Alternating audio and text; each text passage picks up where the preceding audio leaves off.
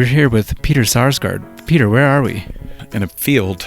And what are we doing here? I don't know why we're in the field, but we're at Telluride Film Festival, and I have a film here, so I suppose it would have something to do with that film. We'll get to that, but first we want to know, Peter, what your last four watched are.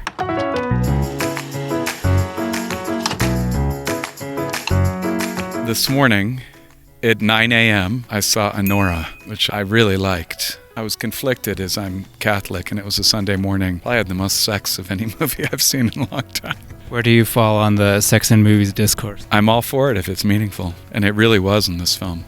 There weren't many of the actors that I recognized, from other roles. And I always think that that's so powerful. Here I am talking myself out of a job. I know that they're seasoned actors. They've all done a fair number of things, but that really says a lot about Sean Baker. He's obviously bringing out the best performances maybe that those folks have ever given. My number two was I saw Saturday Night. On Saturday night? I saw it on Saturday night for the world premiere. Yeah, it was great. Having been on Saturday Night Live, I can say it felt very authentic. Do you remember who the musical guest was when you did it?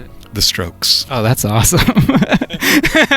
Number three was Nickel Boys. I'm still recovering from that movie. Just a masterclass in directing. The camera just tells the whole story. What a dream director for an actor to work with, too. He takes the load completely off your shoulders in terms of storytelling. He's the storyteller. You just get to be alive in his films. I told him afterwards, I was like, I don't know what you're working on next, but please.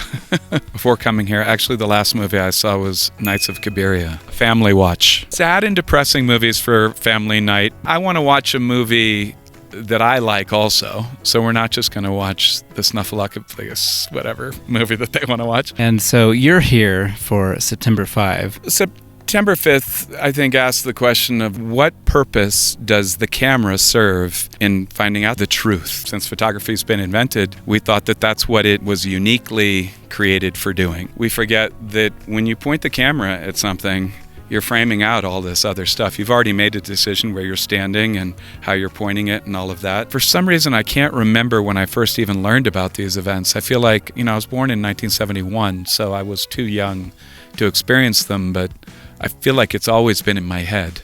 I'm a really avid sports fan, and it's just something people know about. I don't do a lot of literal preparation for things. I tend to read the script like it's the Bible. I think I usually know the script better than anyone by the end, including the person who wrote it. I use that mostly. And a lot of the reading and stuff I do outside of it is just stuff that I would normally read. Acting is like reading a book on some level. Like, you go into this world, there'll be distractions, right? You're not quite in the book. Everyone leaves the house, and suddenly it's like you're completely in the world of it. My relationship to acting's a lot like that. I guess that's why I read books when I'm working.